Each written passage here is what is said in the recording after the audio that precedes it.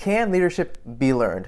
Short answer, yes. Long answer, there are so many skills that are foundational to leadership, and all of them can be developed and improved by anyone. And keeping everything simple, let's jump right into the video. There is a theory called the great man theory, and this is the idea that leaders are born, they're not made. However, it's an old theory that at the time did not account for women in leadership, so it kind of misses, half the human population. Since then, there's been a lot of work and a lot of research done on disproving the great man theory, and so universities like the Harvard Business School have gone on to find foundational leadership skills and abilities that can be developed and learned by anyone in any capacity. So one of the first foundational skills is the ability to inspire and influence others around you. One of the biggest things that people often forget about leadership is that leaders have those who follow them. However, it's not just leading them towards one end goal or one accomplishment. It's about inspiring, empowering, and influence them to go on and do more beyond what that final goal was. Now, depending how you look at it, Captain Erwin from Attack on Titan is probably a good example of someone who's inspiring his followers, inspiring his soldiers to go forward and do more, despite the very, very poor odds stacked against them. And actually, as I mentioned in my last video, is that you don't need a title to be a leader. A leader does not come with some certification or some special holding. A leader can be anyone and everyone at the same time. And with that, you might be asking though, well, Michael, if everyone's a leader, doesn't that actually mean that no one's really a leader? And that's a good point. It's very similar to all of us being consumers, whereas we all need food, we all need clothes, we all may not need them at the same exact time. And so we can all be leaders, and we all are leaders. It just varies and depends on the situation. And the next important skill for leaders is the ability to communicate well. And this isn't just the information going from point A to point B. Communication at its root is the ability to share and to translate an idea to someone else. And as leaders, that's so important for our ability to inspire others, because if we can't actively and effectively communicate our vision, our goal, in a way that someone else resonates with, then we're gonna have a hard time having people believe in us and actively want to follow us if we can't communicate to them what the bigger picture is. And that brings us to skill number 3, which is creativity. Now, creativity as a whole has its places and has its uses, and it varies based on situation. Now, a marketing agency is gonna need a lot more creativity in a different capacity than, say, a law firm or a hospital would need. And for leaders, that's why creativity is so important, because it's your ability to be flexible, to think outside the box, even if you're still within certain limitations.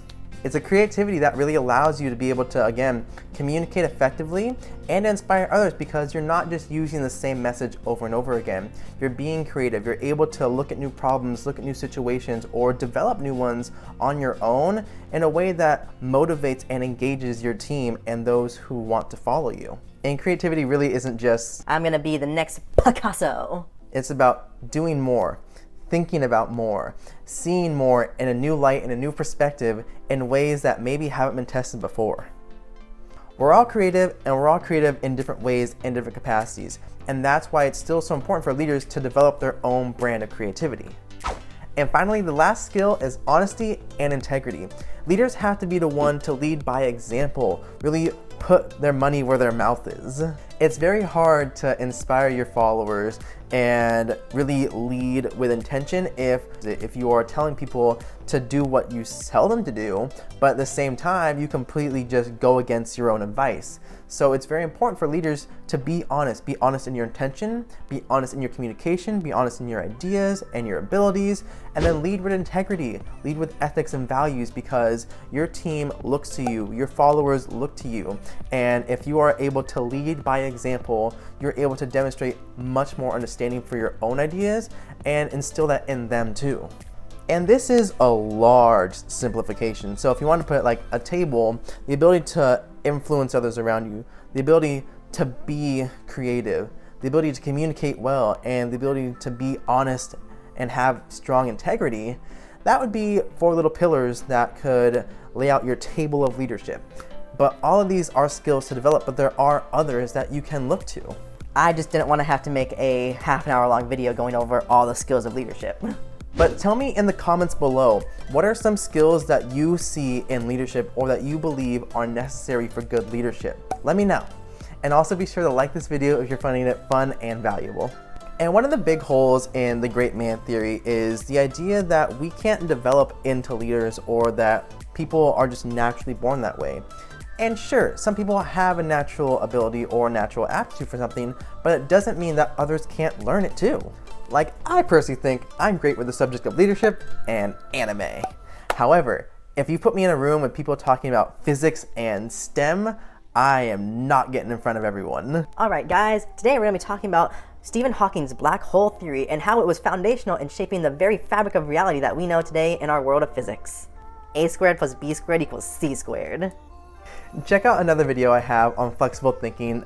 It's an ability that allows you to navigate ideas and situations you weren't familiar with a more open mind. And one of the big things I will say is that because people used to believe that leadership was this innate ability and skill that people had, it was a pretty convenient excuse for a long time.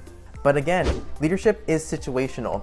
An extrovert in class who is great at leading projects may not be always the best leader if they get into a corporate landscape and have to deal with a hierarchy or experiences and all these other factors. It really comes down to the individual. All of us can develop the skills to be good leaders. And the idea of leadership is constantly evolving and changing, so we always have to be prepared to adapt and get creative with all the solutions that we're gonna have to find. So keep studying, keep trying new things, and keep looking at what it means to be a leader to you. So thank you all so much for watching. Hit that subscribe button if you haven't already. Like this video if you found it fun and valuable. And be sure to check out my other video on how to improve your abilities as a leader today. Follow me on Instagram at KES Studios. And to keep everything simple, I'll see you on my next video.